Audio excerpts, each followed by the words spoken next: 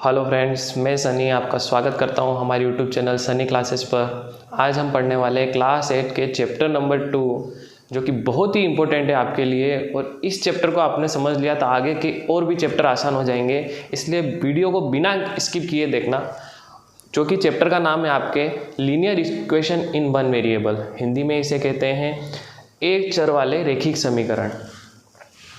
सबसे पहले हम इसमें देखेंगे वेरिएबल क्या होता है। वेरिएबल जो है वो वेरी शब्द से बना है। वेरी का मतलब होता है बहुत सारे मान होना। जब भी आपको मैथ में इंग्लिश टर्म मिल जाए, जैसे कि अल्फ़ाबेट मिल जाए X Y Z P Q R, इस तरह के अल्फ़ाबेट्स मिल जाए तो आप समझ लेना वो क्या है, वेरिएबल है। हिंदी में इसको बोलते हैं चर। जैसे कि अगर मान लो आपको 2x मिल गया तो ये भी एक वेरिएबल होगा। अब इसकी वेरिएबल की बहुत सारी वैल्यू होती है। जैसे कि x की जगह अगर मैं 1 रखूँ तो 2 का मल्टीप्लाई है x के साथ, यानी कि 2 का मल्टीप्लाई 1 के साथ हो जाएगा।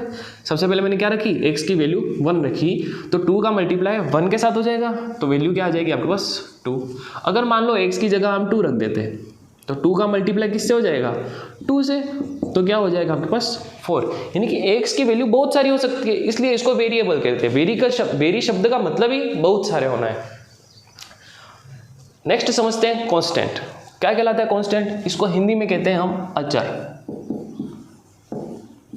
अचर मतलब आपको जो भी संख्याएं मिलती हैं वो सारी क्या होती है, अचर होती है। शर्त ये है कि साथ में आपको कोई भी वेरिएबल मिलना नहीं चाहिए। अगर -1/2 लिखा है तो ये आपका क्या कहलाएगा, अचर कहलाएगा। लेकिन मैं अगर इसके साथ x लगा दूं तो ये क्या बन जाएगा, वेरिएबल बन जाएगा। इसलिए आपको साथ में वेरिएबल नहीं होना चाहिए तो वो क्या कहलाएगा, अचर कहलाएगा। नेक्स्ट समझते हैं हम टर्म को। टर्म को हिंदी में कहते हैं पद। अब पद भी बहुत तरीके के हो सकते हैं। जब भी पद में वेरिएबल और कांस्टेंट दोनों साथ में आ जाए तो वो क्या कहलाएगा, पद कहलाएगा। जैसे कि 2x, ये क्या आपका एक पद है। 3x², ये भी क्या है, पद है। -4z³, ये भी क्या हो जाएगा, एक पद हो जाएगा। इसमें देखो कांस्टेंट और वेरिएबल दोनों साथ में है तो ये क्या कहलाएंगे, टर्म कहलाएंगे। तो टर्म भी बहुत सारी हो सकती है। अब समझते हैं एक एक्सप्रेशन है जिससे आपको समझ में आएगा टर्म व्यवस्थित में क्या होती है। -2x² + 3x³। अब देखिए यहाँ पे कितनी टर्म है। यहाँ पे जब भी आपको किसी एक्सप्रेशन में, इसको एक्सप्रेशन बोलते हैं, इसको हम आगे और अच्छे से समझेंगे, लेकिन यहाँ पे टर्म को समझते हैं। जब भी किसी एक्सप्रेशन में प्लस या माइनस ऑपरेशन के थ्रू वो अलग अलग हो रही है तो वो क्या कहलाएंगी, टर्म कहलाएगी। देखो यहाँ पे -2x² है, पहला क्या है आपका -2x² और दूसरा क्या है 3x³, तो ये दोनों क्या हो जाएगी, टर्म हो जाएगी। ऐसे ही अगर यहाँ पे 5 होता तो कितनी टर्म हो जाती, 3 टर्म हो जाती। यहाँ पर 5 भी एक टर्म हो जाएगी। आया समझ में? आगे हम समझते हैं एल्जेब्रिक एक्सप्रेशन को। एल्जेब्रिक एक्सप्रेशन को हिंदी में कहते हैं बीजीय व्यंजक। अब समझिए बीजीय व्यंजक क्या होता है। अभी मैंने यहाँ पे आपके सामने एक एग्जाम्पल लिखा, ये भी एक तरह का बीजीय व्यंजक है। जब भी आपको बहुत सारे वेरिएबल कांस्टेंट एक साथ किसी ऑपरेशन के थ्रू, प्लस माइनस के थ्रू जुड़ते हुए दिखें, एडिशन हो रहा हो, तो वो क्या कहलाएंगे, एल्जेब्रिक एक्सप्रेशन कहलाएंगे। वो एडिशन ही नहीं, कोई भी ऑपरेशन हो सकता है। जैसे कि -3x² + 4x, तो ये भी क्या कहलाएगा, आपका एल्जेब्रिक एक्सप्रेशन कहलाएगा। -3y² + 3x, ये भी क्या कहलाएगा, एल्जेब्रिक एक्सप्रेशन कहलाएगा। इसमें कोई कांस्टेंट टर्म ही हो सकती है, 5 ले लेते हैं, तो ये क्या कहलाएगा, एल्जेब्रिक एक्सप्रेशन कहलाएगा। जब बहुत सारी टर्म एक साथ किसी ऑपरेशन के थ्रू जुड़ जाए तो वो क्या कहलाता है, एल्जेब्रिक एक्सप्रेशन कहलाता है। आई होप आपको ये तीनों चीज़ें समझ में आई हो। नेक्स्ट अब हम पढ़ते हैं इक्वेशन के बारे में, कि इक्वेशन होता क्या है और इक्वेशन को सॉल्व कैसे करते हैं। अब नेक्स्ट हम समझेंगे इक्वेशन को। इक्वेशन को हिंदी में समीकरण कहते हैं। समीकरण में हमेशा आपको इक्वलिटी का साइन मिलेगा। जैसे कि कोई भी इक्वेशन ले लेते हैं, 2x + 3 = 7।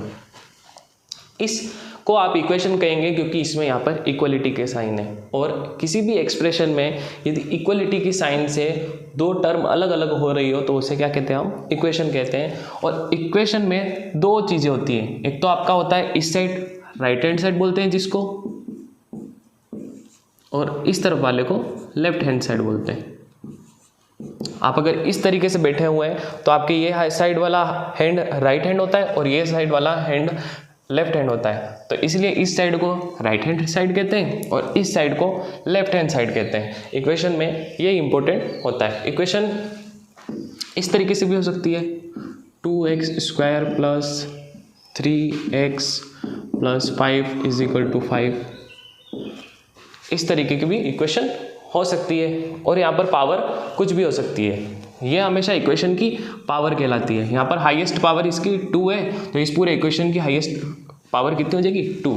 यहाँ पर इक्वेशन की पावर कुछ नहीं है, ऐसा मत करना, ये x के आपको ऊपर कुछ नहीं दिख रहा है, इसका मतलब है यहाँ पर इसकी पावर 1 है, तो इसकी पावर कितनी हो जाएगी, 1। अब हम समझते हैं लीनियर इक्वेशन। लीनियर इक्वेशन को समझते हैं, 2x plus 3y is equal to 5। एक और इक्वेशन लिख लेते हैं, 2x² plus 3x plus 6 is equal to 10। अब यहाँ पर यह आपकी लीनियर इक्वेशन है, लेकिन यह लीनियर इक्वेशन नहीं है। कैसे पता चलेगा आपको, यहाँ पर देखिए, इस वेरिएबल में इसकी पावर कितनी है, 1, इसकी पावर कितनी है, 1।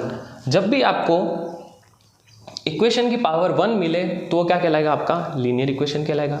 लेकिन जब आपको वेरिएबल की पावर 1 से ज़्यादा मिले, वेरिएबल की पावर 1 से ज़्यादा मिले तो वो आपका लीनियर इक्वेशन नहीं कहलाएगा।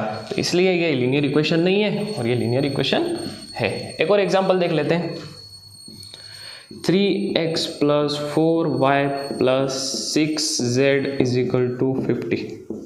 क्या ये आपका लीनियर इक्वेशन है? तो हाँ, ये भी एक लीनियर इक्वेशन है, क्योंकि यहाँ पर इसकी पावर कितनी है, 1 1 1। तो जब भी इक्वेशन की पावर आपको 1 मिले तो उसे हम लीनियर इक्वेशन कहेंगे। अब आगे बात करेंगे कि इन इक्वेशन को सोल्व कैसे करते हैं। अब हम समझेंगे कि इक्वेशंस को सोल्व कैसे करते हैं। यहाँ पर आपको दो टाइप की इक्वेशन मिलेगी, जिसमें वेरिएबल ऑन वन साइड, यानी कि एक तरफ वेरिएबल हो। आप इस इक्वेशन में देख सकते हैं 2x minus 3 is equal to 7। इसमें केवल लेफ्ट हैंड साइड में वेरिएबल दिख रहा है, जो कि क्या है, x। क्या राइट हैंड साइड में आपको कोई भी ऐसी x y z वाली टर्म दिख रही है? नहीं, ऐसी कोई टर्म नहीं है। यानी कि एक ही तरफ अगर वेरिएबल हो तो उस इक्वेशन को कैसे सोल्व करते हैं।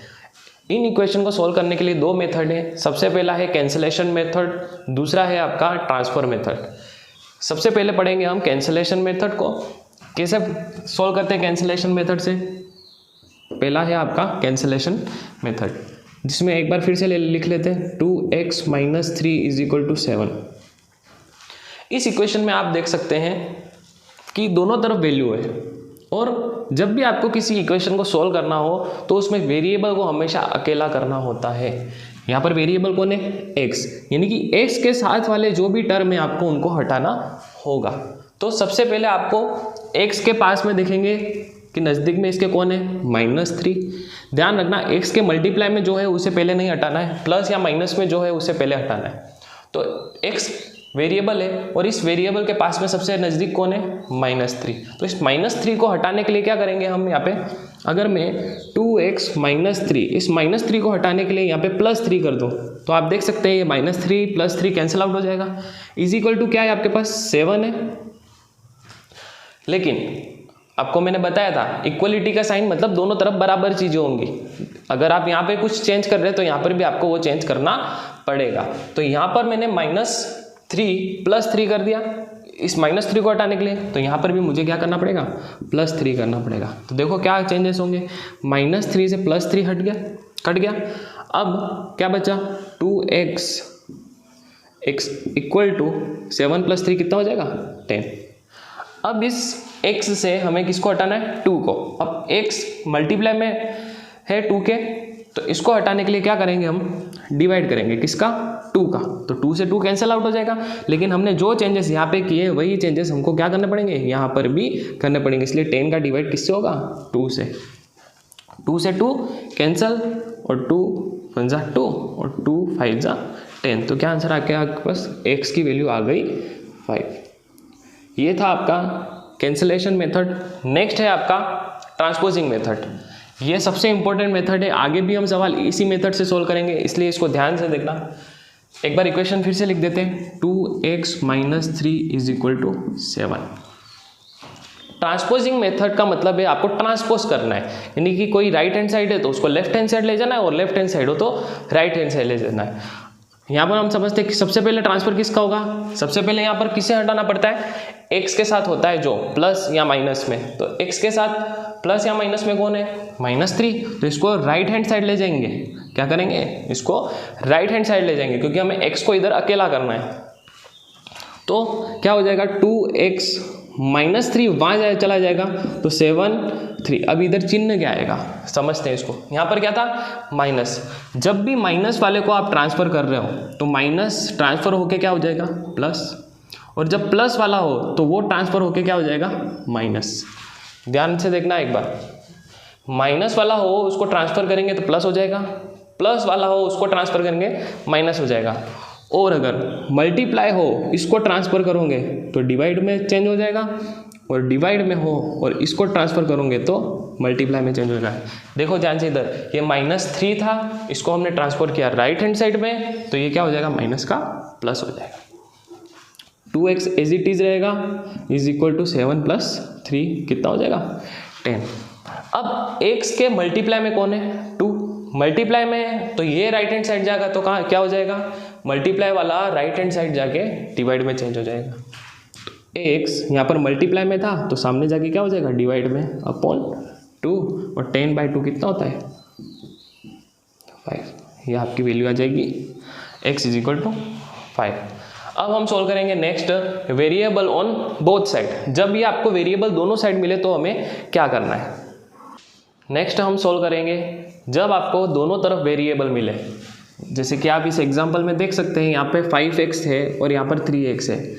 राइट हैंड साइड में भी एक वेरिएबल है और लेफ्ट हैंड साइड में भी एक वेरिएबल है। तो जब दोनों तरफ वेरिएबल हो तब इस इक्वेशन को कैसे सोल्व करते हैं।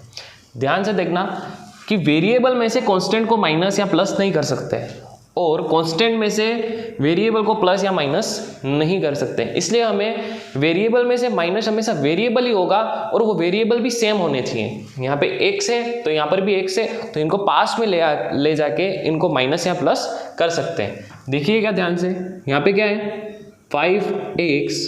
अब देखो 3x को कहाँ ले जाएंगे, 5x के पास में ले जाएंगे, लेकिन ये प्लस है तो मैंने बताया था आपको, प्लस वाला अगर राइट हैंड साइड या लेफ्ट हैंड साइड जाएगा तो माइनस हो जाएगा, और माइनस वाला अगर लेफ्ट हैंड साइड और राइट हैंड साइड जाएगा तो प्लस हो जाएगा।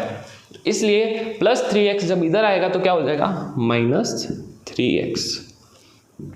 अब मैंने बताया था आपको कांस्टेंट में से ही कांस्टेंट माइनस या प्लस होगा, तो इसलिए कांस्टेंट 5 के पास किसको ले जाएंगे, 9 को ले जाएंगे, और ये 9 यहाँ पे प्लस का है तो प्लस का राइट हैंड साइड जाएगा तो क्या हो जाएगा, माइनस हो जाएगा। तो ये प्लस राइट हैंड साइड जाके -9 हो जाएगा।